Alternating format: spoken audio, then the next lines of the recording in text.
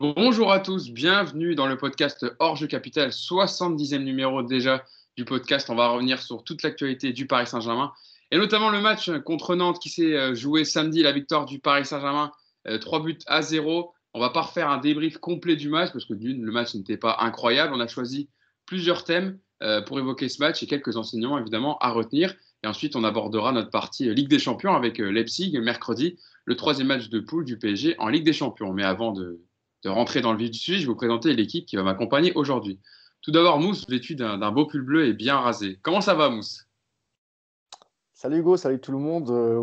C'est le pull avec lequel on traîne à la maison, hein, c'est le confinement, donc T'as je ne me suis ressorti, pas changé. t'as ressorti les habits de Mars, quoi, en fait. Ta garde-robe. Ouais, c'est un vieux pull diesel qui est complètement démodé. Bon, voilà. Je vois souvent, Mousse, tu fais souvent le buzz hein, sur les habits que tu portes dans le podcast. Souvent, les gens en Ah commentaire, ils bon? disent oh, Mousse, trop beau le pull, machin. Donc, Non, ça arrivait une fois parce que c'était. ah, mais c'est important, hein, tu vois. Ça veut dire que les gens qui nous écoutent font aussi attention au Je style. le remettrai, je le remettrai jeudi. Voilà. J'espère qu'ils portent chance. Yacine Haned est également avec nous. On voit aussi la barre est bien taillée aussi également. Ouais, salut à tous. Un pull aussi léger, confort, ample. On peut réagir, on peut interagir, bouger les bras, débattre. En même temps, on va pas mettre un gros pull à la maison, sinon c'est que c'est mauvais signe. Il est en Effectivement. claquette short en dessous, c'est sûr. Ah, ça, on sait pas. Et le troisième pour nous accompagner, Nicolas Puravo qui est avec nous. Ça va, Nico? Ça va, salut, bonjour à tous. Et puis j'en profite tout de suite pour passer un petit message. J'ai beaucoup de demandes sur Twitter en DM. On me demande si je peux envoyer le livre de Paris United. Alors je le dis ici à tout le monde, je n'ai même pas moi-même reçu ce livre pour le moment. Mousse, je te le dis. Donc je ne peux pas vous l'envoyer malheureusement, il faut l'acheter. Alors, Voilà. Nico, rassure-toi, tu auras ton livre comme Yacine, comme Hugo, ça, il n'y a pas de problème. Vu qu'avec le confinement, ça va prendre un peu plus de temps. Pour les autres, je les invite à cliquer sur Cultura, Fnac, ou pour ceux qui ont la chance d'avoir des librairies ouvertes chez eux, dans leur centre-ville, bah, faites bénéficier les petits libraires et vous le trouverez aussi dans les petites librairies. Voilà. Et on fera gagner le livre, évidemment, on fera gagner quelques exemplaires. Donc, il y aura bientôt un petit jeu concours et on fera gagner le livre. Voilà. Alors, restez connectés sur les réseaux de Paris United. Il y aura le nouveau livre de Paris United à gagner, évidemment, bientôt. On va donc rentrer dans notre première partie, tout doucement, hein. Donc, le match du Paris Saint-Germain, on est à J+2. Hein. Le Paris Saint-Germain qui s'est imposé samedi soir au stade de la Beaujoire contre Nantes, 3 buts à 0. La compo du Paris Saint-Germain était avec Navas au goal, Baker, Diallo, Danilo Pereira, une nouvelle fois en défense centrale, accompagné de Dagba. Un milieu de terrain Herrera, Gay, Rafinha et une attaque composée de Mbappé, Keane et Sarabia, puisque Tourelle devait faire sans Neymar, sans Di Maria, sans Kimpembe, sans Marquinhos, Icardi, même Florenzi. Le PSG qui a fait la différence en deuxième période avec 3 buts marqués dans le second acte, Herrera, Mbappé sur penalty et Sarabia qui a profité d'une erreur de la défense nantaise. Le Paris Saint-Germain qui reste quand même sur 7 victoires, 23 buts marqués, 1 but encaissé, leader de la on critique souvent le Paris Saint-Germain, mais pour l'instant, le PSG a repris son rythme, a repris sa marche et est donc solide leader de la Ligue 1. Et je vous le disais, on ne va pas revenir, on ne va pas faire un gros débrief du match, on va rentrer sur quelques thèmes qu'on a choisis avec l'équipe qui nous ont marqué sur ce match, et notamment en premier thème, la rentrée des jeunes Kais Ruiz et Fadiga, hein, qui ont été vraiment le vent de fraîcheur du match. Kais Ruiz et Fadiga qui avaient pour l'instant joué à eux deux un total de 125 minutes, hein, notamment Kais Ruiz qui avait été titularisé hein, contre Lens. Kais Ruiz, lui, il est rentré à la mi-temps pour remplacer Moïse Kean qui était blessé. Et Fadiga a fait son apparition pour le dernier quart d'heure du match, hein, en remplacement d'Mbappé. Yacine, les deux joueurs, les deux jeunes, Kais Ruiz 18 ans, Fadiga 19 ans, ils ont amené de l'insouciance dans leur jeu, hein, sans calculer de la personnalité dans leur prise de balle. On a vu, ils demandaient le ballon, ils ne se cachaient pas. Ils ont joué vers l'avant et ils osent, et ça fait plaisir dans un jeu du PSG qu'on décrit souvent comme stéréotypé et qui manque d'insouciance un peu. Ouais, alors Kyle Cruz, il est rentré à la mi-temps. Et c'est vrai que ça a correspondu à la meilleure partie du match du PSG. C'est vrai qu'il a beaucoup bougé, il a beaucoup demandé. Alors, son jeu, c'est-à-dire beaucoup de ballons dans les pieds. Mais malgré tout, il a essayé quand même de jouer un maximum vers l'avant. Moi, je l'ai dit, je pense qu'il faut encore qu'il épure son jeu. Effectivement, physiquement, quand ça vient un peu au duel, on sent que pour l'instant, c'est encore compliqué. Mais dans ses déplacements, il se déplace plutôt intelligemment dans les intervalles. Donc, il est plutôt souvent libre. C'est vrai que la rentrée de Fadiga, elle est un peu plus tard dans le match. Mais lui, en l'occurrence, c'est que ses rentrées à lui, elles sont plus courtes. Mais par contre, souvent, il apporte vraiment quelque chose. Et il n'hésite pas à jouer vers l'avant. On a l'impression qu'il n'a pas peur. Voilà, c'est des bons points. Moi, je le dis souvent, parce qu'apparemment, il y a des gens qui ont des certitudes sur ce qu'un jeune va apporter chez les pros. Moi, j'en ai pas. Mais par contre, il faut que je les voie pour en avoir. Donc, quand il joue, déjà, ça me permet de me dire, bah oui, effectivement, je pense que Thomas Tuchel peut s'appuyer sur ces jeunes-là, notamment dans un championnat aussi faible, parce que je suis désolé, mais ce PSG-là, gagner à Nantes 3-0 en marchant avec une équipe remaniée, avec une équipe fatiguée, etc., ça pose quand même question sur le niveau de la Ligue 1 globale. Donc, pourquoi ne pas leur donner leur chance? Je ne pense pas que ce soit catastrophique le jour où ils vont jouer. Encore une fois, dans un contexte, on l'avait répété avec l'exemple d'Embesso, pas quand on fait tourner tout le monde et qu'il n'y a plus aucun automatisme, mais quand tu apportes voilà, un jeune sur une mi-temps avec une équipe cohérente, oui, ils peuvent apporter et je pense qu'il faut s'appuyer sur eux. Et c'est aussi une façon de leur montrer qu'on leur fait confiance, c'est aussi une façon de les faire progresser. Et c'est là aussi qu'on se dira, bah, effectivement, les jeunes ont le niveau ou n'ont pas le niveau. Mais on ne peut pas dire aujourd'hui, arrêter de dire, comparer, ouais, les jeunes, ils n'ont pas le niveau. Moi, je ne sais pas s'ils ont le niveau. C'était des bons joueurs en jeunes. Aujourd'hui, sur leur entrée, en tout cas, ils montrent qu'ils sont capables d'apporter quelque chose, d'être dans la rotation. Alors, effectivement, peut-être que Kyle Ruiz, s'il démarre le match, c'est plus compliqué, je ne sais pas. Personne ne le sait. En tout cas, sa rentrée, elle est bonne. Et Fadiga aussi. Donc, c'est intéressant pour l'avenir, on va dire, en voyant le nombre de blessés qu'il y a au PSG cette saison. Justement, c'est pour ça qu'on a choisi ce thème, c'est parce qu'au Paris Saint-Germain, il y a quand même beaucoup de monde à l'infirmerie, donc ils vont avoir une carte à jouer si Tourelle leur fait confiance. Nico, on a vu pour parler Kyle Ruiz, il est à l'origine du but d'Herrera d'ailleurs, parce que c'est lui qui combine avec Mbappé, on l'a vu, lui qui aime briller dans le petit jeu, il a beaucoup combiné avec Mbappé, et ce qui fait que ça a apporté quand même pas mal au jeu parisien. Et donc ce but d'Herrera qui est un mouvement de qualité qui a enfin déstabilisé la défense nantaise. On a attendu le début de la deuxième période pour vraiment voir une action, on va dire, à peu près construite du PSG.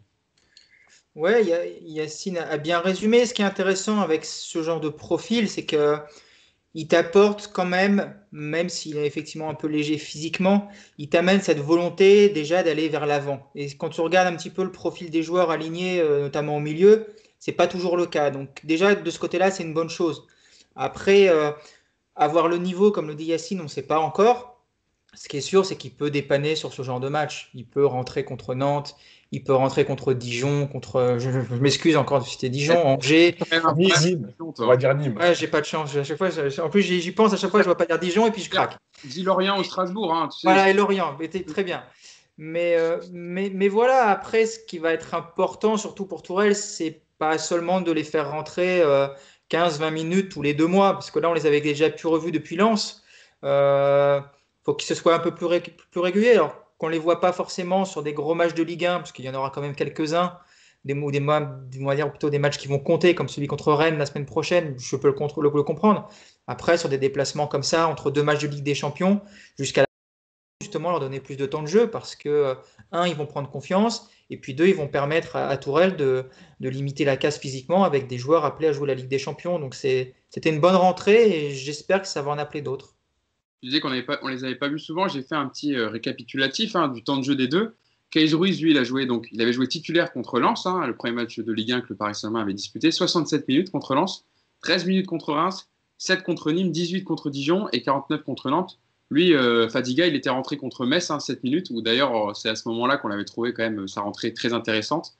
Contre Nice, 12 minutes, contre Dijon, 6 et 17 minutes, donc contre Nantes samedi. Mousse, comment tu les as trouvés, toi, les deux? C'est vrai qu'ils ont apporté de l'insouciance et ça fait du bien des fois dans un jeu du PSG qu'on dit qui tourne pas, sans rythme, etc., d'avoir des jeunes qui se cachent pas, qui montrent qu'ils ont de la personnalité parce que demander le ballon, même si c'est contre Nantes et que le niveau de la Ligue 1 est un peu faible, il faut avoir voilà, la personnalité et le caractère pour demander le ballon et proposer et se montrer intéressant surtout.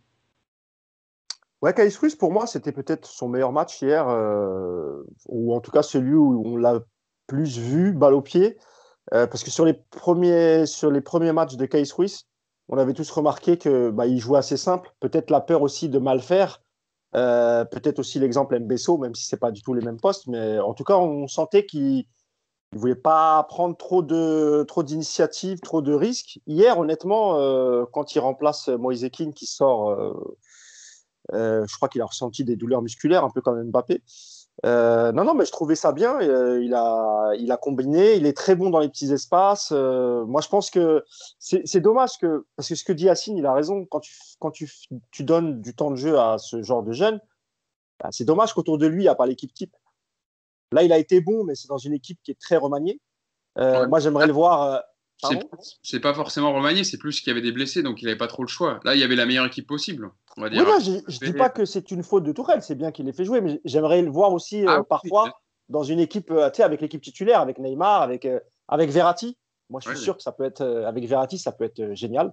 Donc voilà sur Kais Ruiz, c'est de mieux en mieux. Et après, voilà, sur le physique, je suis d'accord avec Yacine, parce que vous disiez qu'on peut l'utiliser sur certains matchs de Ligue 1. La Ligue 1, c'est quand même c'est aussi dur physiquement. Il faut qu'il aille à la salle, le petit.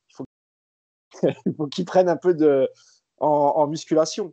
Et sur Fadiga, écoute, on l'a pas vu assez, mais à chaque fois qu'il rentre, c'est vrai que c'est toujours intéressant.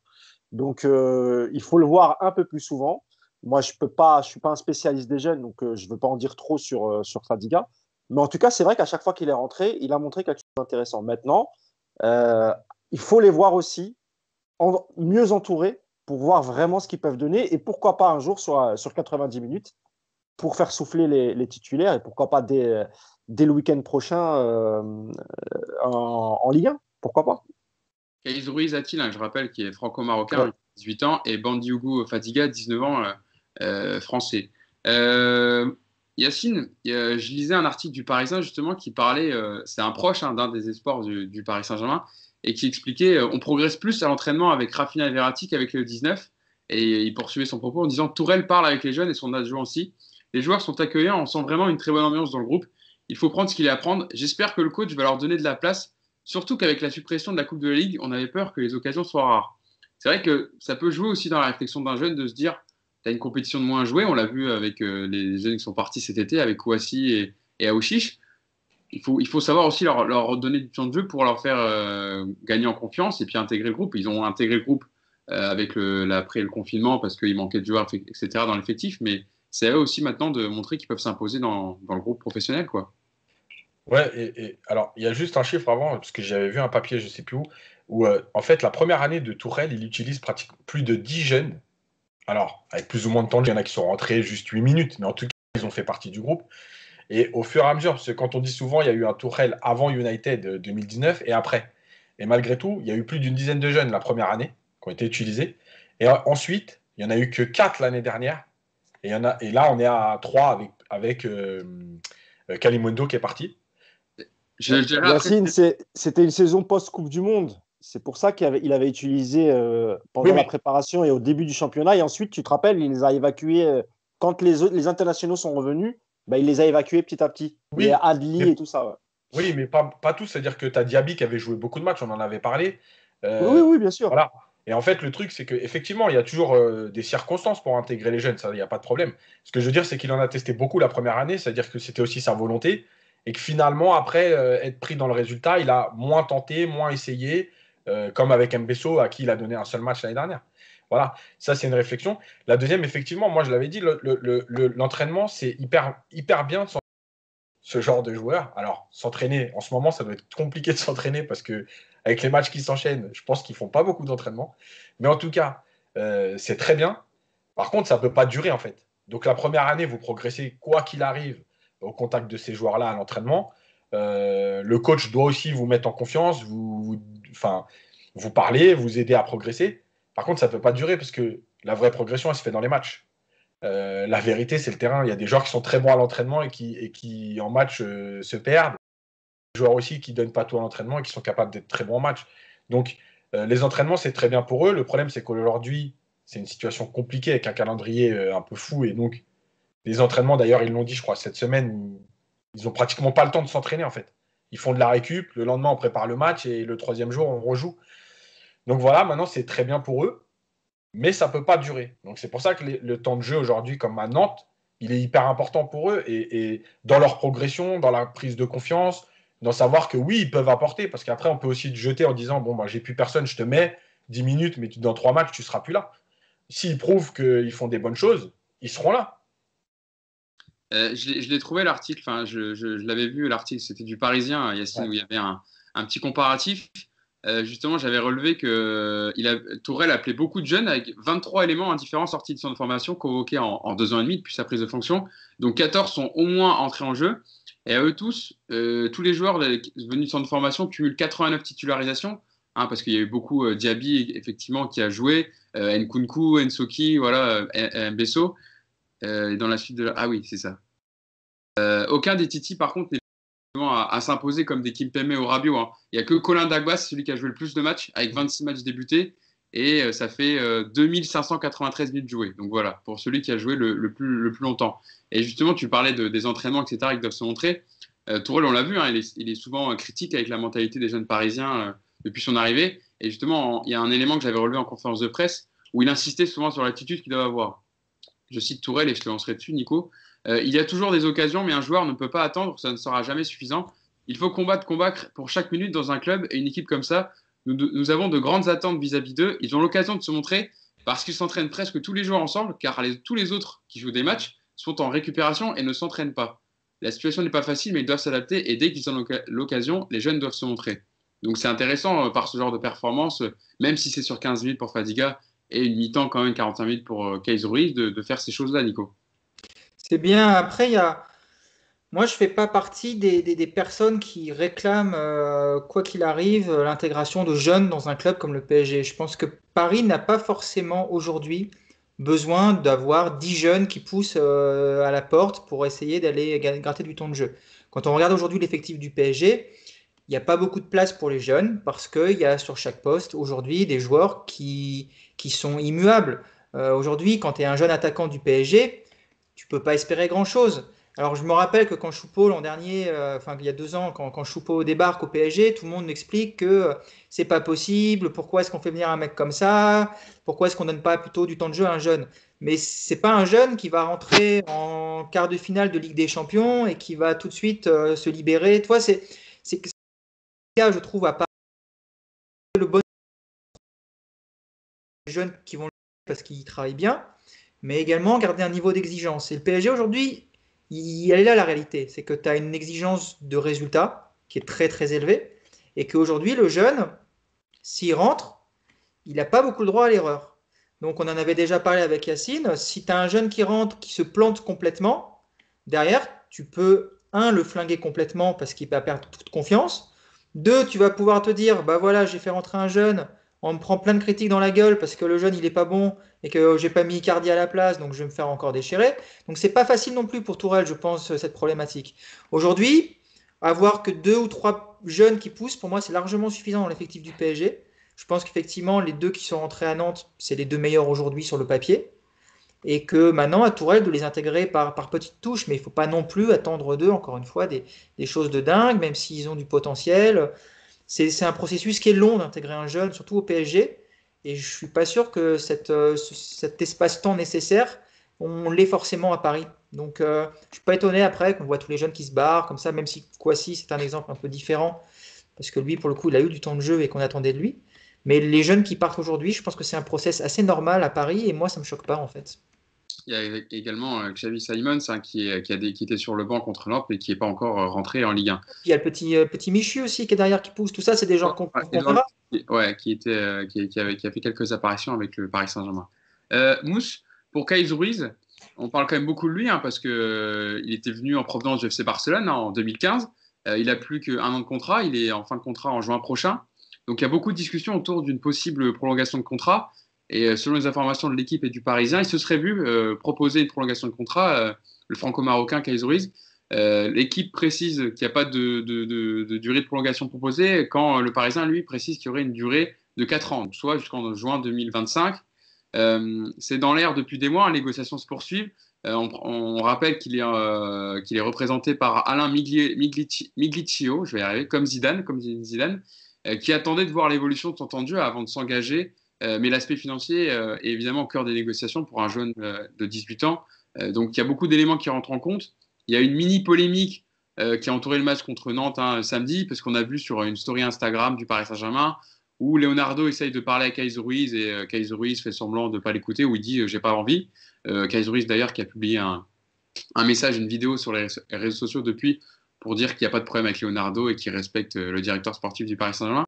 C'est vrai qu'en plus, quand tu as la question du contrat qui arrive et que tu es en fin de contrat en juin prochain, ça doit aussi bousculer un peu un jeune de 18 ans comme ça. Oui, la volonté du Paris Saint-Germain, c'est évidemment de prolonger Kais Ruiz, mais ça ne date pas d'hier. Hein, depuis le retour de Leonardo, Leonardo est sur le dossier et essaye de le convaincre de prolonger parce que c'est un joueur qui a quand même une certaine valeur, donc il n'a pas envie de le laisser encore partir libre. Et je pense que Kais Ruiz, de son côté, veut quand même quelques garanties. Il faut se rappeler que l'année dernière, il boudait un peu parce qu'il avait demandé à intégrer le groupe pro. Ça, c'était au retour de Leonardo l'été dernier, ce que Leonardo avait refusé, l'estimant pas prêt à intégrer le groupe pro. Donc, ça peut être une explication aussi sur la vidéo qu'on a vue hier. Hors contexte, c'est difficile à commenter. Donc, moi, là-dessus, j'ai pas grand-chose à dire. Donc la question c'était sur la prolongation, hein, c'est ça, sur le fait que là il commence un peu à rentrer, etc. Il est en fin de contrat en juin prochain. Est-ce que ça peut jouer sur son temps de jeu ou sa place dans le groupe pro, quoi? Non, je pense pas que ça tu me poses la question à peu près comme le cas Rabiot, c'est ça, hein? À peu près, ouais, c'est ça. Ouais, non, je pense pas. C'est pas Leonardo, il a pas les mêmes méthodes qu'Enrique, même s'il est aussi dur, hein. Leonardo, il sait être très très dur. Mais je pense pas, parce que je pense que la volonté de Kais Ruiz, c'est aussi de prolonger. Maintenant qu'il attende de voir son temps de jeu cette saison, etc., c'est normal. Tu as parlé de son agent, il y a aussi son père qui a un rôle très très important. L'agent, je pense qu'il est là pour signer les papiers parce qu'il faut un agent, mais c'est aussi le père qui prend ce genre de décision. C'est lui qui avait géré le départ de Barcelone, l'arrivée au PSG, etc. Son père est omniprésent dans les négociations. Écoute, non, moi je pense qu'il y a vraiment moyen qu'il prolonge parce qu'il veut quand même réussir au PSG. Il sait qu'il est conscient de la chance qu'il a d'évoluer dans un groupe de qualité. Vous le rappeliez tout à l'heure. S'entraîner avec Neymar, Mbappé, Verratti, etc. C'est quand même bien pour la progression. Pardon? C'était un des proches qui avait confié aux Parisiens que tu apprends plus oui. Verratti, Rafinha qu'avec les 19. Quoi. Il n'a pas tort, même si Yacine a raison. Il n'y a rien qui remplace les matchs. Mais s'entraîner avec un effectif professionnel de cette qualité et les U19, c'est pas la même chose. Je pense qu'un petit comme Xavi Simons, il commence aussi à s'impatienter. Je pense que lui aussi aurait voulu intégrer le groupe pro, mais il me semble qu'il est un peu plus jeune quand même. Donc il a un peu de temps. Non, moi je pense que Ruiz il va prolonger. Moi j'ai pas de souci là-dessus. Je pense qu'il y aura. D'abord il n'a pas d'intérêt parce que je sais pas s'il y a un grand club sur ses côtes. Moi je pense pas. Sinon j'en aurais entendu parler. Donc non, a priori je pense qu'il va prolonger. Après, plus tu attends, quand tu es dans ta dernière année de contrat, plus tu attends et plus tu es en position de force. C'est aussi ça. Donc, en général, il repousse, tu sais, après le mercato d'hiver, tu vas en entendre parler. Je pense que c'est là que ça va s'accélérer, mais pas avant. Bon, on verra ça en tout cas. Yacine, est-ce que tu as un élément à rajouter sur le dossier des jeunes, sur ce dont on peut parler? Non, on peut passer à notre deuxième. De toute façon, on espère reparler d'eux très rapidement dans le podcast et les voir rejouer sous la tunique parisienne. On peut parler de Keylor Navas, hein, le deuxième enseignant peut-être du match. Alors, c'est la force tranquille, hein, ça a été un des hommes du match. Alors, vous allez me dire, il n'a pas eu forcément grand-chose à faire parce qu'il y a eu 6 tirs pour Nantes, mais seulement encadré. Mais il a toujours été bon quand il a été sollicité, notamment dans les sorties aériennes, hein, quand le PSG était dominé aussi en première période. Il répond toujours présent hein, dans les temps faibles quand le PSG est un peu moins bien. Et on le sait, il amène de la sérénité à son équipe. Mais surtout, il arrête le penalty de Kader Bamba à 2-0 pour le Paris Saint-Germain, qui permet d'éviter une fin de match beaucoup plus stressante, Nico. Et dans ces points-là, c'est là que Keylor Navas apporte énormément au club et à l'équipe. Ouais, de l'efficacité, puis surtout, je crois, c'est surtout une sérénité globale, quoi. On sent qu'il est légitime dans cette défense pour parler, même dans le groupe même. Hein. Tu sens qu'il n'est pas depuis très longtemps, mais voilà, il est devenu une des pierres angulaires. Et puis c'est sûr que quand tu es irreprochable au niveau sportif, c'est d'autant plus facile derrière de te comporter comme un patron, comme un cadre. Donc lui, il réunit toutes les composantes aujourd'hui. Je pense qu'on peut dire sans trop se tromper que c'est le meilleur joueur du PSG depuis le début du championnat. Et ouais, ça fait du bien d'avoir un joueur comme lui. Et je pense qu'il sera d'autant plus important mercredi à Leipzig, où je pense que le PSG va avoir un vrai gros test. Et c'est là où on va avoir l'importance d'un Keylor Navas, à mon avis. Ouais, c'est ça. Il y a ça en fait. On sait que le Paris Saint-Germain a souvent des temps faibles dans ses matchs et de pouvoir se reposer sur lui quand l'équipe a des coups de moins bien, notamment bon contre Nantes. Ça va parce que tu as Moses Simon qui loupe une énorme occasion alors que le but est vide. Tu as la Kolo Muani qui fait un super bon relais qui frôle le poteau. Mais en Ligue des Champions, peut-être que ce sera un peu plus compliqué et c'est là qu'il répondra présent comme il le fait depuis qu'il est arrivé au Paris Saint-Germain. Notamment mercredi dernier contre Başakşehir où il a été très important. Bah, gardien au PSG, c'est souvent compliqué parce qu'en fait, tu es jugé sur un ou deux ballons. Voilà, donc tu dois être concentré 90 minutes alors que tu vas toucher deux ballons. Et on l'a vu dans l'histoire du PSG, c'était un peu ça, c'est que c'est ceux qui arrivent à être le plus concentrés possible et à faire l'arrêt qu'il faut à un moment donné dans le match parce que tu peux pas dominer 90 minutes qui ont marqué l'histoire entre guillemets. Donc il est dans ce rôle-là. Moi, je l'ai souvent dit que ça permet aussi à la défense d'être plus sereine, d'avoir un gardien derrière toi qui fait les arrêts qu'il faut quand il faut. Voilà, hier, il sort encore un penalty. Je rappelle quand même que contre Manchester, il arrête le premier penalty, alors même si après il est retiré, etc. Mais il l'arrête. Au départ, il l'arrête. Voilà, il est sur la lignée de sa saison dernière et il n'y a rien à dire de plus que c'est une des meilleures recrues depuis 5 ans de loin, quoi. Ouais. Mousse, il a 33 ans. Keylor Navas, il avait signé pour 4 ans, donc il lui reste 2 ans de contrat encore, il me semble. 3 ans de contrat, pardon. Ouais, 2 ans et demi. Ouais. Il est arrivé pour 13 millions d'euros, hein, c'est ça, comme indemnité de transfert. Plus Ah, j'avais vu 13 je crois que c'était entre. Non, il me semble que c'est un peu plus quand même. Mais c'est peut-être sans les bonus, hein, mais il me semble qu'on n'est pas loin des 20 avec les bonus. Ouais, je suis pas dans les détails du contrat, je suis pas dans le secret des dieux, donc moi je vois les chiffres qui sortent dans la presse. C'est ce que tu veux me dire, Mousse, quand tu as mais c'était un prix très intéressant, quoi qu'il en soit. Quand c'était un peu dans le deal avec on vous prête Areola, mais sans option d'achat au Real, et puis nous on récupère votre gardien qui est barré par Thibaut Courtois. Même c'est vrai qu'à ce niveau-là, Mousse, tu peux le prolonger, même dans 3 ans, tu pourras encore le prolonger peut-être plusieurs années, parce qu'un gardien, ça peut jouer évidemment plus longtemps qu'à 34, 35 ans, comme c'est le cas pour les joueurs sur le terrain, quoi. À la fin de son contrat, il aura quel âge? 36 ans? 35. 35 ans? Là, il a 33 ans. Ouais. Peut-être une année supplémentaire, oui, il faut voir. Buffon, il a commencé à décliner une année avant d'arriver au PSG, à peu près, Yacine. Tu commences à décliner un peu, c'était vraiment une année avant. Il avait 37, donc c'est possible. Ouais, c'est possible. Moi, je serais le PSG. Déjà, j'essaierai d'anticiper aussi. Tu vois, c'est aussi ça le travail de Leonardo. C'est-à-dire regarder ce qui se fait aujourd'hui en Europe en termes de gardiens, de jeunes gardiens. Pas forcément dans un grand club, etc. Hein. Je rappelle que le gardien à un moment, était sur celui de l'Ajax, qui est un très bon gardien aussi. Exactement. Donc, mais oui, il faudrait anticiper. Mais sinon, je suis d'accord avec toi, Hugo. Hein. Moi, Keylor Navas, on peut le prolonger, j'ai aucun problème. Keylor Navas, on parlait de concentration, c'est peut-être le seul gardien de la décennie QSI, je parle de la dernière décennie, qui est concentré de la première à la dernière minute d'un match. On a l'impression qu'il ne peut jamais être surpris. Est-ce que vous avez le souvenir qu'il ait pris un but gag ou un but qu'il aurait pu arrêter? Moi, j'ai pas une bonne mémoire, hein, j'avoue. Je crois qu'il y en a. J'ai pas le souvenir à Dijon l'année dernière.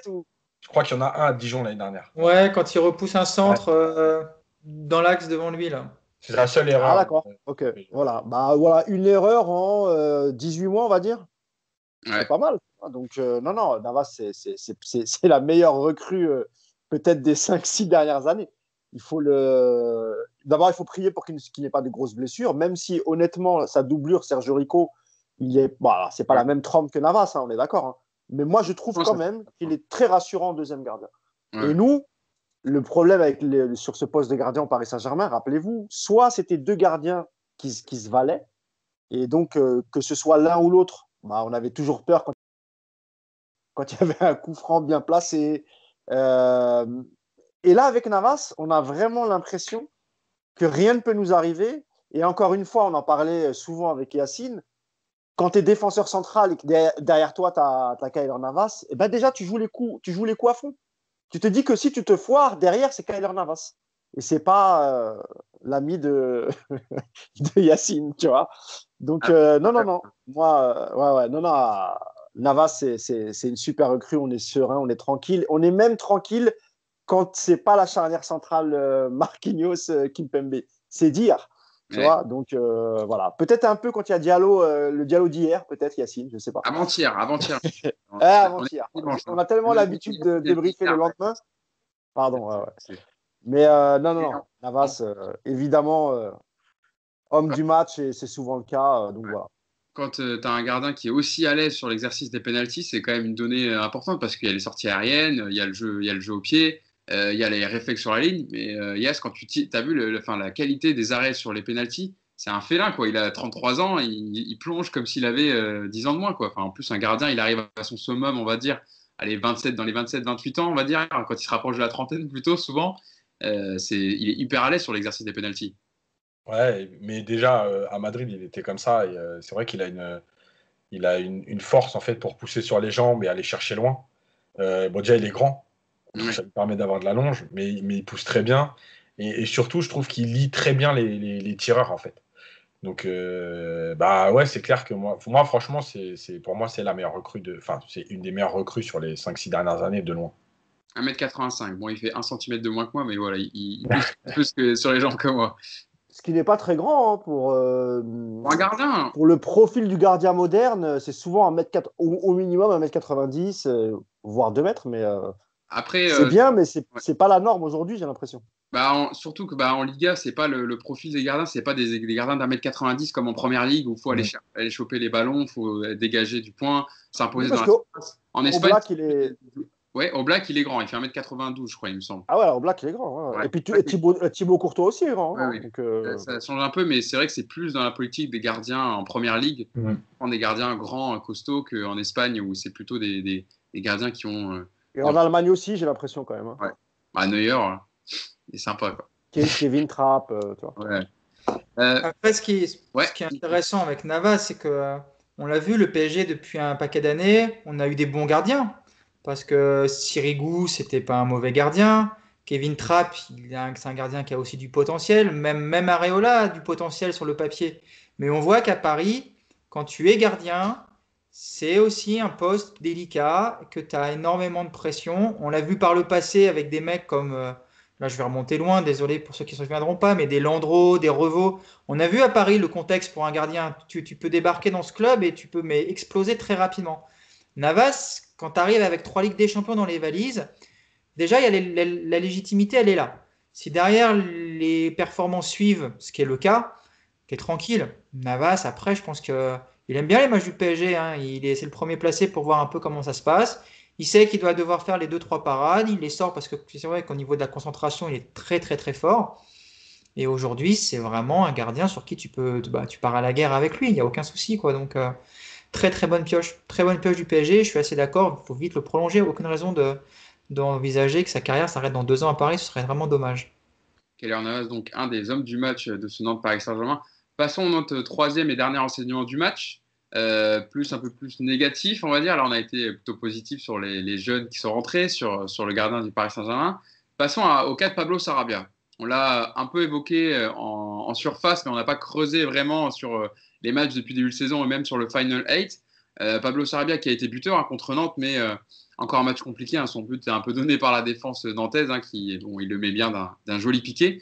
Et c'est vrai que Mousse, si on se penche un peu sur le temps de jeu de Pablo Sarabia, on peut remonter depuis le début du Final 8 contre l'Atalanta, où il est titulaire dans une attaque à 2 avec Icardi. Il fait 59 minutes abominables, on va dire les mots, je suis désolé. Mbappé est rentré à sa place, on a vu la différence. Et ensuite, il a joué 5 minutes contre Leipzig et 0 contre le Bayern en finale. J'ai une question, moi, qui me vient quand on parle de Pablo Sarabia, qui était venu comme un joueur de complément pour rentrer dans la rotation. Ces joueurs, comme ça, dans les top clubs, qu'on appelle des joueurs de complément, qui sont là pour faire reposer titulaire, pour faire tourner. Mais finalement, au PSG, ils jouent souvent, parce qu'il y a toujours une montagne de blessés. On en parle souvent dans les podcasts. Et c'est souvent les titulaires qui sont blessés. Donc, est-ce que Sarabia, il joue pas un rôle peut-être qui n'est pas le sien, en tout cas est-ce qu'il apporte pas autant qu'on espérait? Parce que c'est tout simplement pas la vocation d'un joueur comme Pablo Sarabia au Paris Saint-Germain. Il n'a pas le rôle qu'il doit apporter comme un Mbappé ou un Neymar, par exemple. Déjà, avant d'être négatif, il faut rappeler qu'il fait quand même une première bonne saison, malgré tout. L'année dernière, il a quelques stats intéressantes. C'est plutôt sur cette deuxième saison que ça pose problème, parce qu'on ne le reconnaît plus, en fait. Moi, je ne reconnais plus Pablo Sarabia, que je voyais l'année dernière, celui de Séville, il a complètement disparu. C'est quelqu'un qui a apporté beaucoup de mouvements devant. Mais alors, il y a deux choses aussi. Hein, c'est que tu rappelais tout à l'heure son match qu'il a fait, où il était en deuxième attaquant avec Icardi, hein, c'est ça. Voilà, contre l'Atalanta. Bon, après, c'est pas du tout son poste. En tout cas, on peut l'expliquer sur ce match-là. Il est vrai aussi que ces derniers temps, c'est jamais le même 11 qui démarre. Donc, quand il est aligné sur le terrain, c'est pas forcément avec les joueurs avec qui il a l'habitude de jouer aussi. Et il y a une chose aussi qui me semble aussi parfois importante, c'est que quand il joue sur le côté droit, ce qu'il a fait quand il a remplacé Di Maria pendant sa suspension, le jeu penche plutôt aussi à gauche avec Kylian Mbappé. Ça, c'est un fait. C'est aussi le cas. Mais dans le rendement du joueur aujourd'hui, moi, je trouve que c'est inquiétant. Parce qu'encore une fois, on n'a pas revu encore le Pablo Sarabia de la saison dernière, celui qui centrait, celui qui provoquait sur son côté droit, qui parfois même rentrait dans la surface, qui était buteur. Il a délivré pas mal de passes décisives.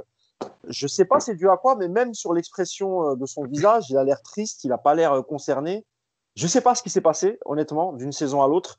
Est-ce que lui s'est rendu compte que ça va être compliqué pour un joueur comme lui de devenir titulaire dans cette équipe du Paris Saint-Germain? Est-ce que la première année, il a accepté parce qu'il venait d'arriver et qu'il a estimé peut-être que la concurrence était saine?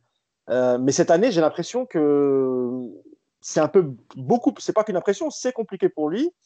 Est-ce que c'est un problème mental, physique, psychologique? J'ai pas la réponse.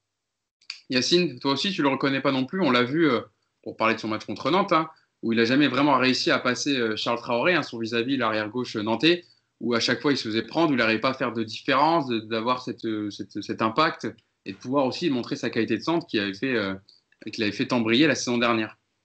Alors, il y a plein de choses avec Sarabia. La première, c'est que je pense que c'est un joueur malgré tout qui est très bon quand le jeu est plus fluide. Parce que c'est pas un joueur qui va passer par sa puissance.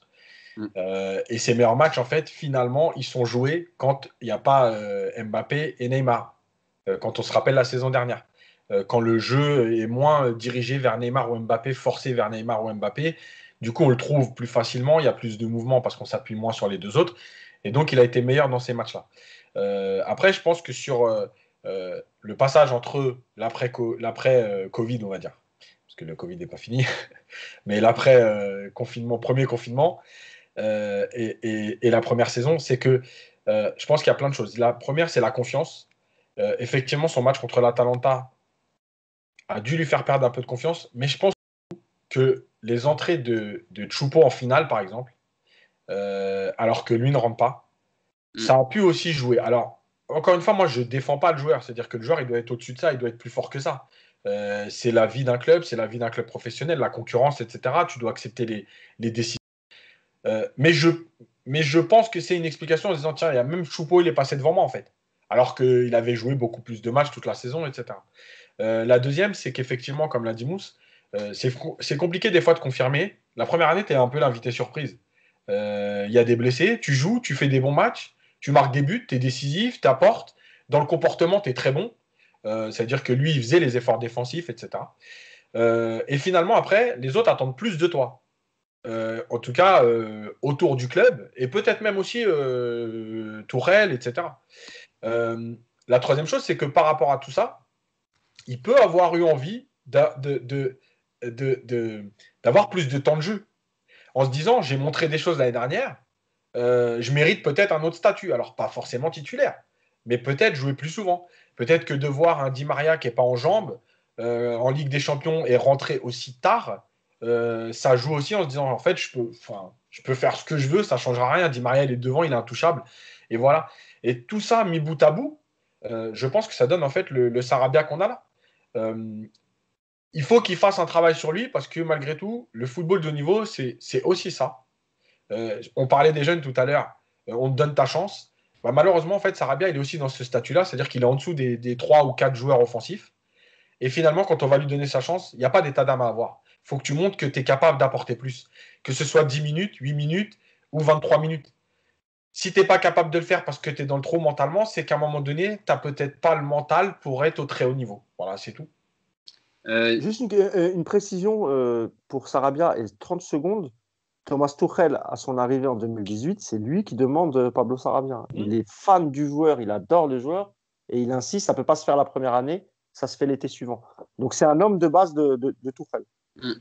Nico, est-ce que tu penses on en attend trop de Pablo Sarabia ou tu penses comme Yacine qu'il n'arrivera jamais à passer ce cap parce qu'il y a peut-être un mental à avoir, le mental des gros joueurs comme Mbappé, etc., qui font qu'il n'arrivera pas à élever ce niveau pour s'imposer sur la durée au PSG? Je sais pas, ça dépend ce que vous attendez de lui. Si vous Justement, pensez que... Non, mais si vous pensez que Sarabia peut progresser pour devenir l'égal d'un Di Maria, d'un Neymar ou d'un Mbappé, vous avez tout faux. C'est pas du tout ce profil de joueur. Après, sur son problème actuel, est-ce que c'est de la confiance? J'en suis pas persuadé, même si c'est évident qu'il n'est pas au mieux dans la tête.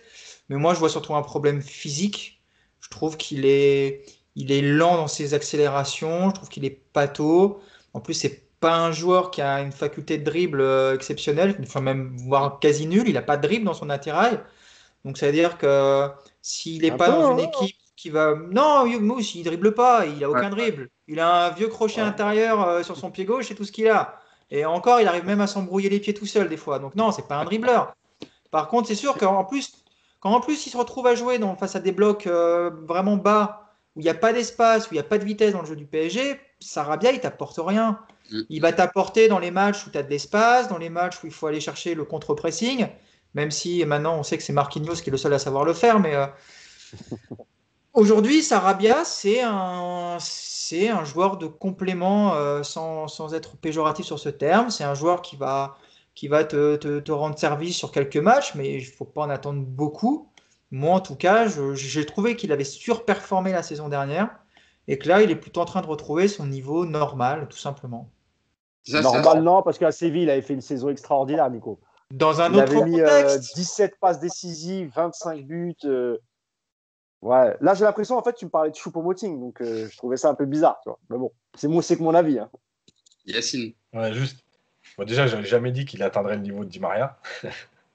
Mais non, en fait, je pense que quand je parle de confiance, alors il y a le coach et tout, mais je pense aussi, malgré tout, que pour un joueur, c'est usant d'être sur le côté et de par même quand tu es démarqué, même quand tu fais des appels.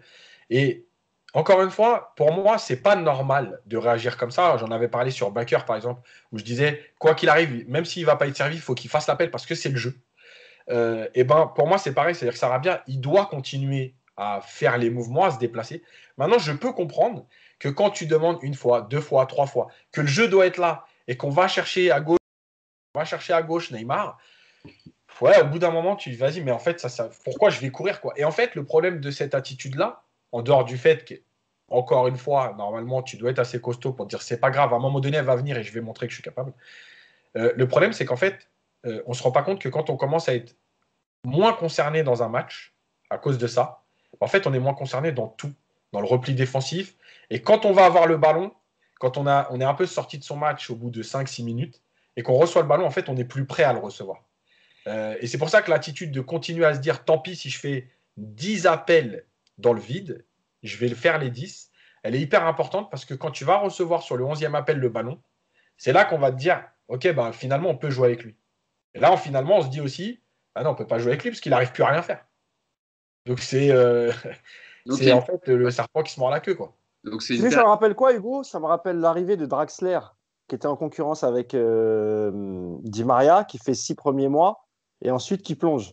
Et j'ai l'impression que Sarabia, il se draxlerise. Je ne sais pas si je l'ai bien dit, Ah ouais, mais tu vois ce que je veux dire? J'ai l'impression qu'il ouais, commence enfin, à... Mousse, il y a une différence quand même, c'est qu'un mec comme Draxler, il a un bagage technique, il a des choses que Sarabia ne peut pas proposer. Sarabia, on Non, l'a vu de je temps en temps. parle pas du niveau de jeu, hein, je Oui, parlais oui, non, je dans sais. Mais l'attitude. toi, Tu vois. le problème de Sarabia aujourd'hui, c'est que il est un peu limité à ce rôle dans un couloir où il va faire les allers-retours.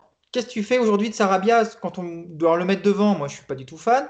L'intégrer dans un milieu sur quelques matchs, on l'a déjà vu un petit peu. Je trouve qu'il n'est pas à sa place non plus. Mais à Donc le Séville, il le problème, faisait bien, par exemple, jouer derrière les attaquants, c'est un ouais, poste qui a... à Séville, t'as pas du mec comme Mbappé et Neymar qui aimantent autant les ballons, c'est ça le problème. Ouais, Que je sur sais lui. bien ce que je veux dire, en tout cas, c'est qu'il est capable de le faire. Alors, peut-être pas avec Mbappé et Neymar, mais ça fait partie de ses caractéristiques. Ouais. Bon, je pense qu'on a été complet sur l'ami Sarabia et on espère que l'attaquant espagnol retrouvera des couleurs et un peu ce mental qui lui avait fait gagner du temps de jeu. Et il avait fait 4 buts, 4 passes décisives, je crois, l'année dernière en Ligue 1. Il était sur des standards assez plutôt pas mal pour une première saison, donc on espère qu'il retrouvera son niveau rapidement. Passons, si vous le voulez bien, à la Ligue des Champions. Je pense qu'on a fait le tour sur ce surnom de Paris Saint-Germain. Passons à la Ligue des Champions qui arrive mercredi. Le 3e match de poule de sa poule H du Paris Saint-Germain, ça sera contre les Allemands de Leipzig, qu'on connaît bien, que le Paris Saint-Germain a affronté en demi-finale de Ligue des Champions. Le PSG qui pour l'instant est 2e de sa poule avec 3 points. Leipzig, eux, ont pris un carton face à Manchester United la semaine dernière, 5-0. Ils ont perdu en championnat ce week-end contre Mönchengladbach, Yacine, 1-0. Est-ce que c'est, pour faire un peu l'état de Leipzig, pour ceux qui nous écoutent, est-ce que c'est le même Leipzig que Paris Saint-Germain va affronter mercredi en Ligue des Champions par rapport aux demi-finalistes qu'il a affronté? Alors, non. Alors, pour plein de raisons. C'est-à-dire que sur le match, déjà, ce ne sera pas le même. Mais aussi sur ce que fait Leipzig depuis le début de la saison, ce ne sera pas le même. Bon, pour faire court sur les derniers matchs de Leipzig, le 5-0 à Manchester United, il faut bien savoir que c'est aussi une différence, par exemple, entre la France et l'Allemagne. Leipzig prend 4 buts dans le dernier quart d'heure. Donc, ils sont menés à 0 jusqu'à la 74e. Et en fait, même si c'est une claque, en Allemagne, on ne vit pas les matchs de la même façon. Ça veut dire qu'une équipe qui a tenté de revenir, qui s'est complètement ouverte pour revenir, c'est pas vu de la même façon qu'une équipe en France où on va se dire toujours 2-0, on va pas me saouler, j'ai pas pris une claque, c'est très bien, 2-0, ça suffit. Chez eux, c'est pas grave. En fait, il vaut mieux tenter en prendre 5 que rester à 2-0 et se dire on n'a rien fait, mais au moins on n'a pris que 2-0. Donc ça, c'est une première chose. La composition d'équipe de départ, il n'y avait pas de milieu défensif. Donc déjà, ils sont partis, entre guillemets, dans une équipe complètement déséquilibrée. Après, le problème de Leipzig aujourd'hui, c'est qu'ils ont des problèmes athlétiques. Il y a des joueurs qui sont moins bien, clairement. Upamecano, par exemple, il fait un moyen. Tu as beaucoup de blessés. Tu n'as plus d'avant-centre depuis le départ. Il n'était déjà pas là contre Paris. C'est Timo Werner qui est parti du côté de Chelsea. Voilà. Les recrues côté Leipzig, c'est Alexander Sørloth qui avait marqué 33 buts en 49 matchs avec Trabzonspor en Turquie la saison dernière. Il y a Benjamin Henrich, l'arrière droit qui est prêté par Monaco. Et il y a Wang Hee-chan qui était à Salzbourg l'année dernière. On rappelle Salzbourg qui est le club qui appartient au même groupe que Leipzig, le groupe de Red Bull. Voilà. Donc c'est les principales recrues, on va dire, du côté de Leipzig dans le 11 de départ. Voilà. Et en fait, ils n'ont pas retrouvé un joueur comme Werner qui leur permet de prendre de la profondeur, d'attaquer les espaces. Du coup, c'est un jeu qui est beaucoup moins, alors toujours sur la transition, mais qui est beaucoup moins percutant, beaucoup moins dans la recherche tout de suite, au bout de 2-3 passes, d'aller chercher de la profondeur. Et c'est même parfois un jeu de possession. Alors, j'en ai parlé avec Paulo Breitner pour savoir est-ce que c'était une évolution de Nagelsmann, en sachant que tu ne pouvais pas tout le temps faire pareil, peut-être en se disant bah oui, en demi-finale, on a senti les limites, donc peut-être qu'il faut trouver d'autres choses. Ou est-ce que c'est un problème plus ponctuel? Alors, lui m'a dit que c'était un problème ponctuel aussi, parce qu'il y avait trop de blessés, qu'il y avait beaucoup de turnover, justement, parce que Nagelsmann fait beaucoup tourner pour éviter aussi de perdre trop de joueurs, justement, en les sollicitant trop. Donc, il y a tout ça. Après, il y a aussi les équipes qui ont compris comment jouer contre Gladbach, contre justement Leipzig, et Gladbach l'a bien fait. À savoir qu'ils les ont très bien gênés dans la circulation du ballon. Ils ont bien fermé les espaces pour ne pas les laisser dans la transition. Il y avait alors un contre-pressing qui n'était pas forcément très haut, mais qui était... Juste Yacine, il jouait dans quel schéma Leipzig contre Gladbach? Alors là, ils ont joué à 4. À Manchester, ils ont joué à 3. Ah oui. Donc voilà, c'est aussi... c'est plus un 3, c'est un 3-5, 3-5, ouais, 3-4-3 ou 3-5. Ouais, c'est plutôt un 3-5-2 parce que tu as... Enfin, un 4-4-2, pardon, qui était contre Mönchengladbach, parce que tu avais un milieu de terrain avec Daniel Olmo, Sabitzer, Kevin Campbell, qui sont, je disais, pas des vrais milieux, des milieux défensifs, c'était beaucoup des joueurs au profil quand même sportés vers l'avant. Donc, tu avais une attaque avec Sørloth et Poulsen. Donc en fait, il change aussi beaucoup de système par rapport à la saison dernière, d'un match à l'autre. Ce qui est sûr, c'est que contre Paris, il ne va pas défendre très bas comme il l'a fait en demi-finale.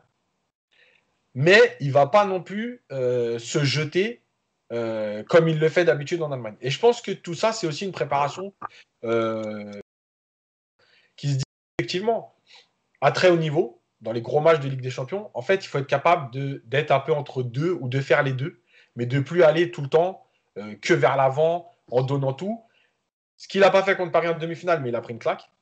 Et je pense qu'il est dans cette recherche. Ils n'ont pas trouvé aujourd'hui, en fait, la bonne coordination entre continuer à être une équipe dans la transition, mais en sachant gérer aussi les temps faibles de l'équipe, en gérant un peu plus. Il est dans cette recherche-là, sauf que les matchs s'enchaînent, et notamment les matchs de Ligue des Champions, puisque ça fait 3 en 3 semaines, et que finalement, dans la recherche, tu n'as pas non plus trop de temps. Donc, de toute façon, lui, il a même annoncé que de toute façon, contre Paris, on ne verra pas le Leipzig de la demi-finale. Il l'a dit, et je pense qu'on le verra, ce sera fait. L'AFC qui pour l'instant est troisième de sa Ils poule. viennent de perdre la tête justement ce week-end. Ils étaient premiers, mais. Ouais, ils sont troisième maintenant. Le Bayern premier, Dortmund deuxième et Leipzig troisième. Et dans la poule de Ligue des Champions, ils ont gagné 2-0 contre Başakşehir, comme le Paris Saint-Germain la semaine dernière. Donc, ce qui m'amène à cette question, Nico, quelle composition mettre pour le Paris Saint-Germain? On rappelle qu'il y a quand même Neymar qu'on ne reverra pas après la trêve internationale qui aura lieu après cette semaine. Il y a des joueurs qui seront sûrement pas revenus non plus. J'en parlais en début de podcast. Di Maria sera revenu parce qu'il était suspendu. Quelle composition mettre? On le sait, Tourelle, dans les matchs de Ligue des Champions, n'a pas forcément tendance à mettre un milieu joueur, on va dire, créatif, plutôt à blinder. On l'a vu lors du Final 8 où il y avait beaucoup de Herrera, Gay, Marquinhos. En tenant compte du match de la demi-finale contre le Paris Saint-Germain, donc il connaît déjà l'adversaire. Et ce que nous disait Yacine, qui ne sera pas une équipe aussi défensive ni trop offensive, qui va essayer de trouver un équilibre. Quelle composition mettre face à Leipzig, Nico? Ce qui est intéressant contre Leipzig, et c'est ce que Manchester a très bien fait, c'est qu'ils leur ont laissé le ballon, tout simplement. Et on a senti que ça les a complètement déstabilisés d'avoir le ballon. Et puis ils se sont fait transpercer sur la fin de match quand ils étaient obligés effectivement d'attaquer fort. Mais je ne sais pas si on aura le même schéma avec Paris parce que je ne vois pas aujourd'hui le PSG accepter cette idée de laisser le ballon à Leipzig. On connaît déjà la compo d'équipe pour ce qui est de l'attaque. On aura effectivement Mbappé, Kean, Di Maria si tout le monde est apte. On connaît aussi le milieu avec Marquinhos, Herrera et Gay. Ça va être ces trois-là, je pense, puisque pour avoir Rafinha en Ligue des Champions dans un match où on va avoir un PSG un peu offensif, je crois qu'il va falloir qu'on patiente. Et puis derrière, la seule interrogation, ça va être en gros, est-ce qu'on aura Danilo en défense centrale avec Kimpembe ou est-ce qu'il va relancer Kerrer? Ce qui serait d'ailleurs un petit peu plus logique puisque Leipzig a une équipe quand même plus vive au niveau des attaquants que ne le sont les attaquants turcs. Donc je pense que ce sera Kerrer avec Kimpembe et puis on aura Florenzi et puis Kurzawa sur les côtés. Voilà, je vous donne votre équipe, elle est déjà faite.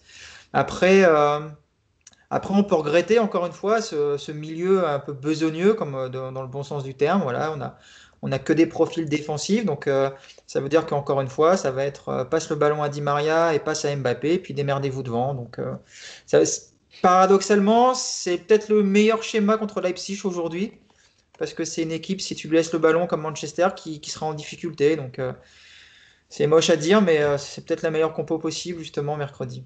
Donc, ça m'embête de le dire, mais je le dis. Une continuité dans la médiocrité, alors, dans la production offensive.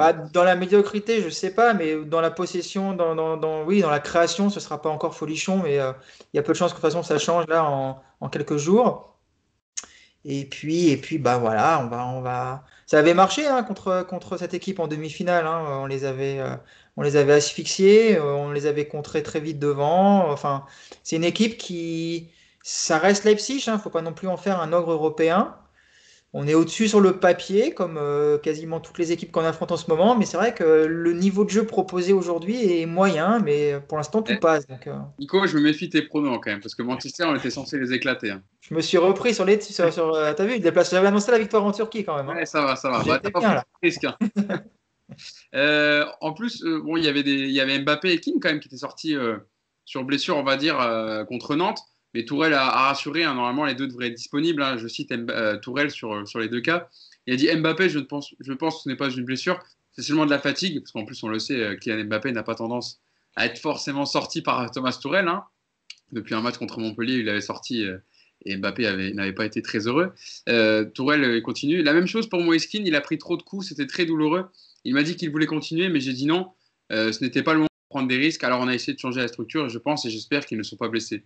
Donc je pense, Mousse, que les deux devraient être disponibles normalement mercredi contre Leipzig avec 4 jours de récup. Enfin, 3 jours de récupération, pardon.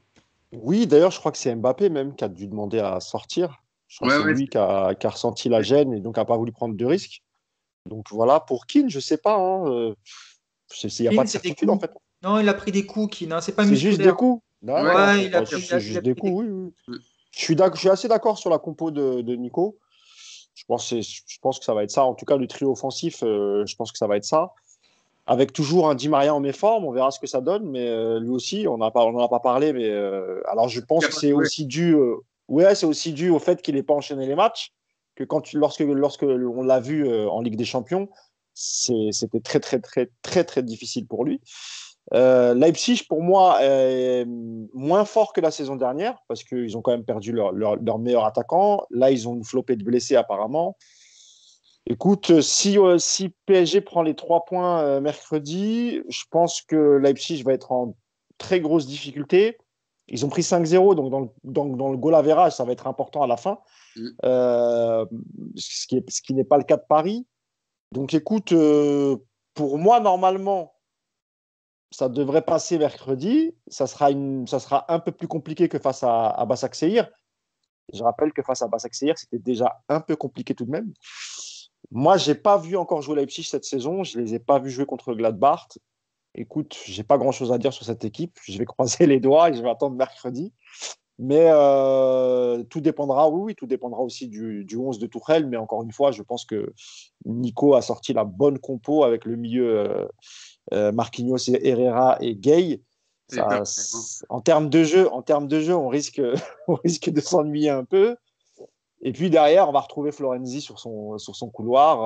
Alors là, je ne sais pas si ça va être Baker, Nico, tu me diras. Tu avais dit Kurzawa, toi, c'est ça? Non, ce sera Kurzawa.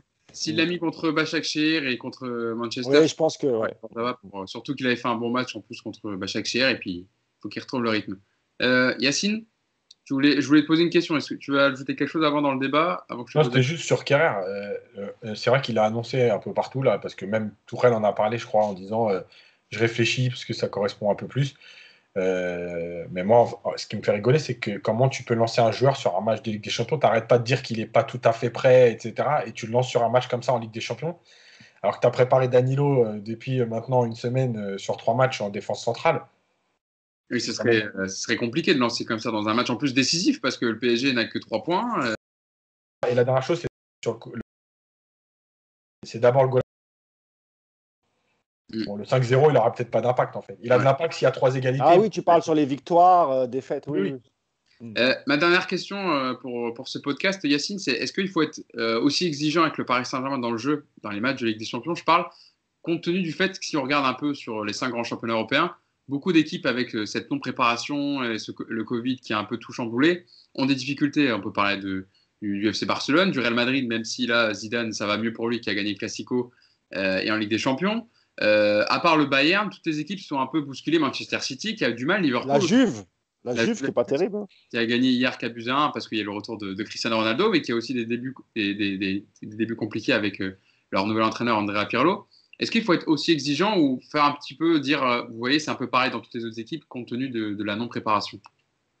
Non, on en avait parlé la semaine dernière et j'avais fait un papier sur la préparation. Effectivement, on ne peut pas être exigeant. On a le droit de dire ce qu'on n'aime pas. Mais effectivement, on ne peut pas être aussi exigeant parce qu'il y a tellement cette saison de paramètres compliqués à gérer que oui, évidemment que le principal aujourd'hui, c'est que Paris gagne à Leipzig. Qu'il le fasse avec la manière, ce sera encore mieux, mais sans la manière, c'est pas grave. Jusqu'à décembre, moi, je l'ai dit dans le papier, jusqu'à décembre, en gros, faut un peu faire le dos rond en se disant bon, faut prendre les points, faut gagner les matchs. Limiter la casse et tenir comme ça jusqu'à décembre. Alors la trêve va être un peu plus courte, même si il y a la Coupe de France qui est pour l'instant suspendue, on va dire. Ouais, suspendue. Donc la reprise de janvier avec le match de Coupe de France, ça va peut-être te permettre d'avoir une semaine de plus, entre guillemets, de vacances ou de préparation, suivant ce que tu en fais. Donc évidemment qu'on ne peut pas être aussi exigeant. Maintenant, il y a quand même 2-3 choses, c'est que je pense que le vrai problème, on en parlait avec Mousse par message, mais le vrai problème de la préparation physique cette année, je pense qu'il est plus mental que physique. Parce que effectivement, il y a les équipes qui ne peuvent pas travailler, mais finalement, l'enchaînement des matchs, il est aussi important pour travailler physiquement. Donc en fait, il est plus mental parce que tu joues dans des stades vides, tu passes d'un match de Ligue des Champions à un match de championnat, à un match de Ligue des Champions. Avant, je rappelle qu'il y avait 15 jours entre chaque match de Ligue des Champions. Là, il y a une semaine entre les deux matchs de Ligue des Champions. Tu as un match de championnat dans un stade vide avec pas la possibilité de travailler. Et en fait, on ne se rend pas compte, je crois, de la difficulté mentale pour les joueurs. C'est facile de dire ouais, ils gagnent très bien leur vie, ils font du foot, il n'y a pas de problème. Mais malgré tout, ça reste des êtres humains. Et se remotiver, aller chercher une victoire à Nantes dans un stade vide contre le 15e de la Ligue 1, en sachant que le mercredi d'après, tu joues un match hyper important à Leipzig, c'est des circonstances atténuantes et on doit en tenir compte. Voilà. Maintenant, malheureusement, moi, le seul truc qui me dérange dans le jeu, c'est que quand tu es moins bien physiquement, tu devrais être capable de tenir sur des circuits qui te permettent justement de t'appuyer là-dessus. Et le problème du PSG, c'est qu'en fait, tu n'en as pas de circuit. Donc, quand tes joueurs sont moins bien physiquement, ton jeu est automatiquement moins bien. Et ça, pour moi, c'est le vrai problème. Nico, ouais. Ce problème-là, donc, déjà, effectivement, tu as le calendrier cette année qui est quand même démentiel. Et donc, tes joueurs, en fait, tu ne fais que de la récup. Tu ne travailles pas, comme tu le dis, Yacine. Il y a ça pour la Tourelle, on lui en met plein la tête. Mais voilà, il faut quand même avoir conscience qu'aujourd'hui, l'entraînement, c'est pas du travail. C'est pas possible. Le calendrier ne le permet pas.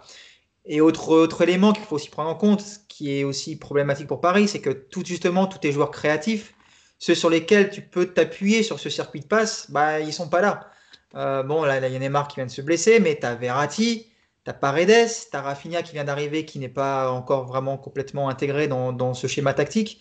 Donc, ça ajoute encore des difficultés aujourd'hui à cette problématique pour Paris. Donc, Tourelle, il est très pragmatique, et ça, on ne peut pas lui enlever. C'est-à-dire qu'il a deux points forts qui sont Mbappé, Neymar. Aujourd'hui, il n'y a plus que Mbappé. Donc, c'est évident que là, contre Leipzig, il va pas essayer de sortir de son chapeau un plan de jeu élaboré en expliquant que les latéraux vont devoir monter, que ça va être... Non, voilà, ça va être un gros bloc défensif. On va bien faire chez Leipzig, on va essayer de les presser haut. Et puis, dès qu'on pourra donner le ballon à Di Maria, qui cherchera ensuite Mbappé, on sera réglé devant. Donc, c'est du pragmatisme. On se fait tout chier en ce moment devant les matchs du PSG, on est les premiers à le dire. Mais il faut quand même avoir conscience que le contexte aujourd'hui ne permet pas grand-chose. Après, la question qu'il va falloir se poser, c'est quand le contexte sera un peu meilleur, est-ce que Tuchel sera capable justement de rectifier le tir? Là-dessus, on a plus de doutes. Je ne vais pas le redire maintenant parce que j'ai envie de passer quelques jours tranquilles sur Twitter, mais ce sera une des problématiques qu'il faudra voir. Mais aujourd'hui, c'est évident que l'important, effectivement, c'est d'aller gagner à Leipzig, quelle que soit la manière. Justement, il y avait une déclaration de Tourelle avant le match contre Nantes qui est intéressante et qui regroupe ce que vous dites, Yacine et Nico, depuis tout à l'heure, sur l'accumulation des matchs, où Thomas Tourelle avait dit on va finir par tuer les joueurs. Je l'ai toujours dit, il y a une grande relation entre préparation, phase de repos et performance. Dans le foot, on sollicite toujours les meilleurs joueurs parce qu'ils jouent en équipe nationale, ils ont des voyages. Pour moi, c'est trop parce qu'on n'a pas de phase pour récupérer vraiment, ni de phase de préparation. Or, il n'y a pas de secret, il y a une relation entre préparation, pas de blessure et bonne performance, ça existe dans le sport. Sans préparation, tous les joueurs sont fragiles et c'est difficile de les gérer. Ce n'est pas une excuse, c'est la vérité. Et après, il détaillait un peu le programme du Paris Saint-Germain. On est rentré hier et il parlait de jeudi pendant la nuit. Aujourd'hui, c'est le deuxième jour après un match et de notre expérience, c'est celui où il y a le plus de risques d'être blessé. Du coup, ça veut dire qu'on ne fait presque rien à l'entraînement, comme tu le disais, Yacine. Récupération, un peu d'entraînement avec des gars qui n'ont pas joué en Turquie. Demain, en parlant de samedi, on prend l'avion et on joue encore à Nantes un match de Ligue 1.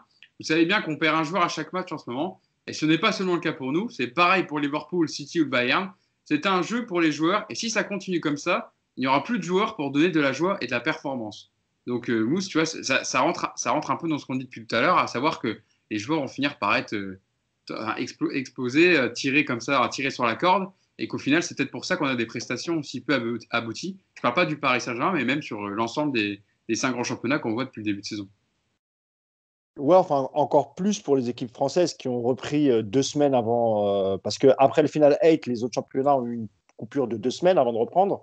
Ils avaient repris après la première trêve internationale, ce qui n'a pas été le cas des équipes françaises, donc en particulier pour le PSG. C'est vrai que parfois, on nous reproche d'être un peu dur, et parfois à juste raison, parce qu'on oublie aussi, nous, quand on débriefe le contexte global, on en a parlé pendant ce podcast, on en avait déjà parlé.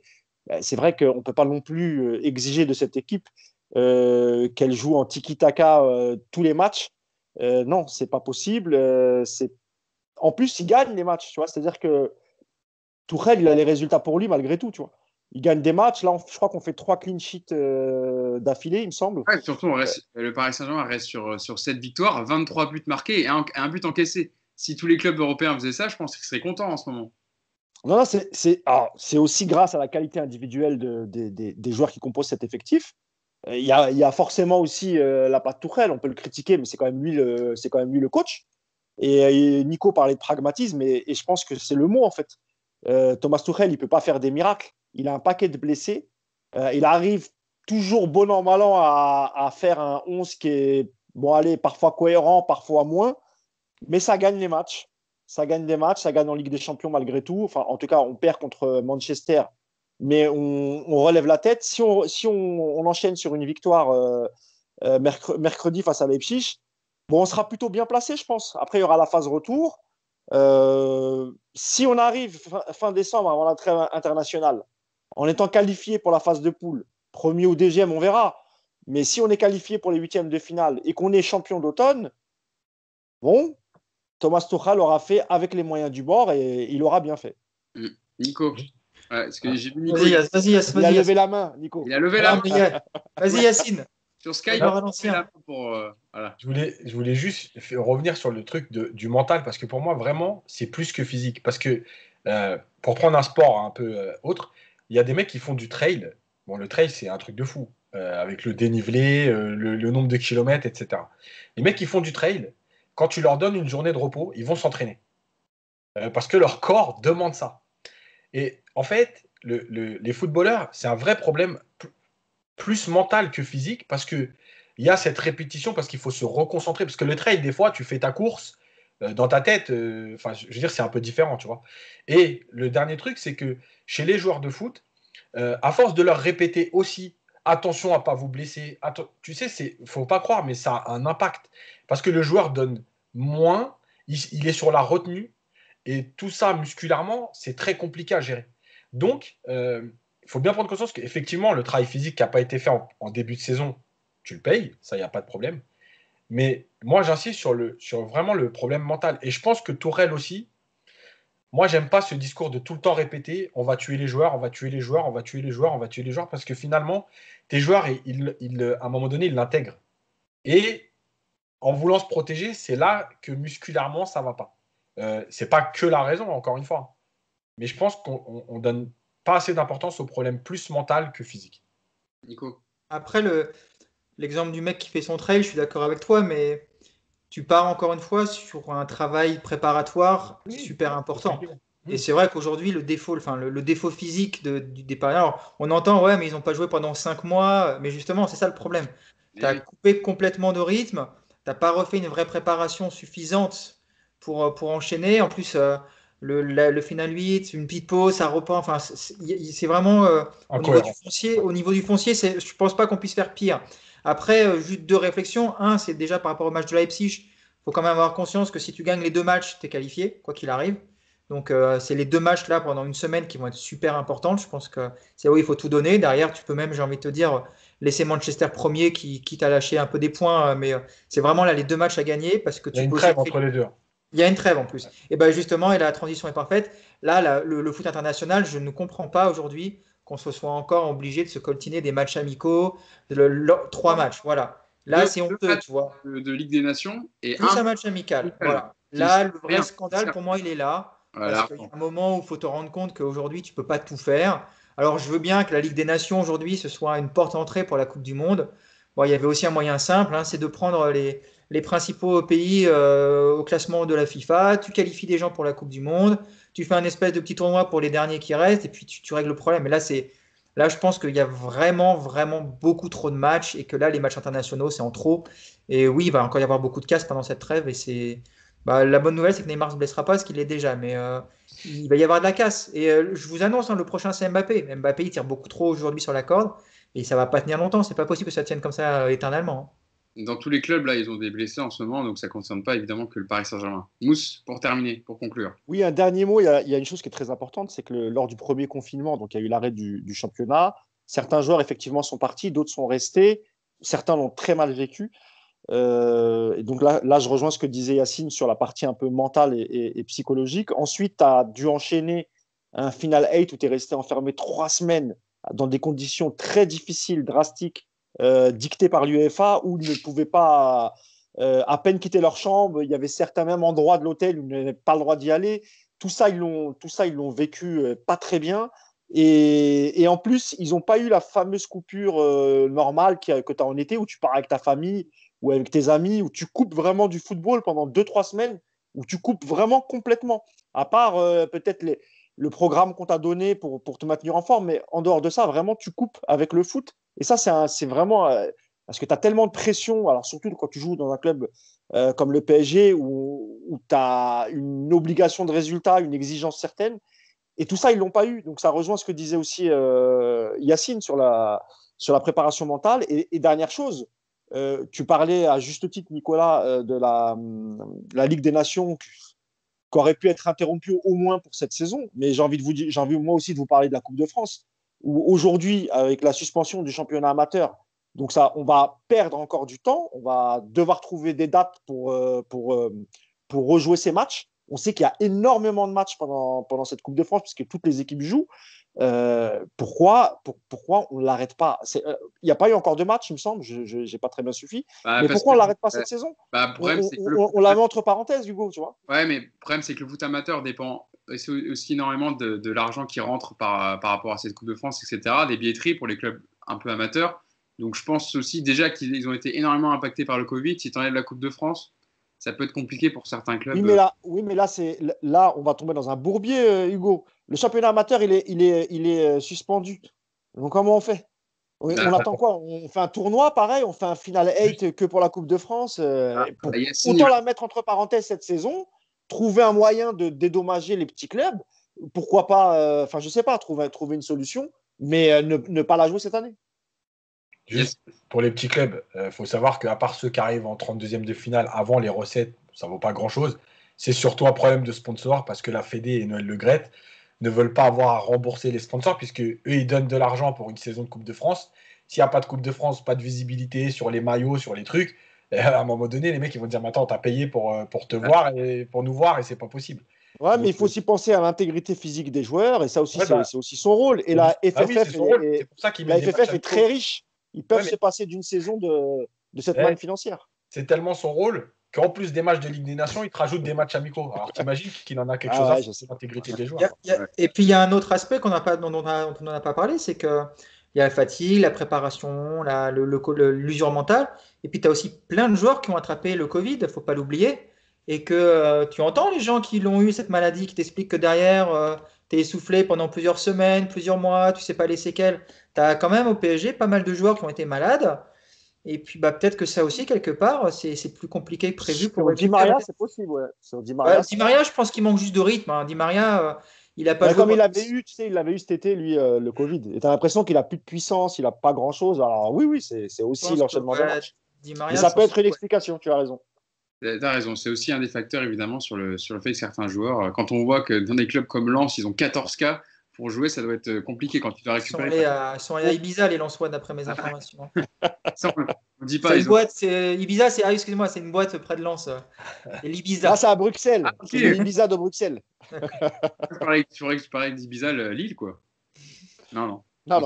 Ils ont été au Cap d'Agde de cette année, alors s'il n'y avait pas les moyens pour aller. Bon, en tout cas, on débriefera évidemment ce Leipzig-Paris Saint-Germain jeudi. Troisième match de poule du PSG en Ligue des Champions. On espère une victoire pour les Parisiens malgré tout ce qu'on vient d'énumérer depuis tout à l'heure. On a été complet, on a fait le tour sur ce Nantes-Paris Saint-Germain et sur le programme du jour. Je veux vous remercier une nouvelle fois. Merci Yass, merci Nico et merci Mousse d'avoir été avec moi pour ce podcast encore une fois de qualité. Et puis on se donne rendez-vous à jeudi prochain. Salut à tous et faites attention. Salut et bon match.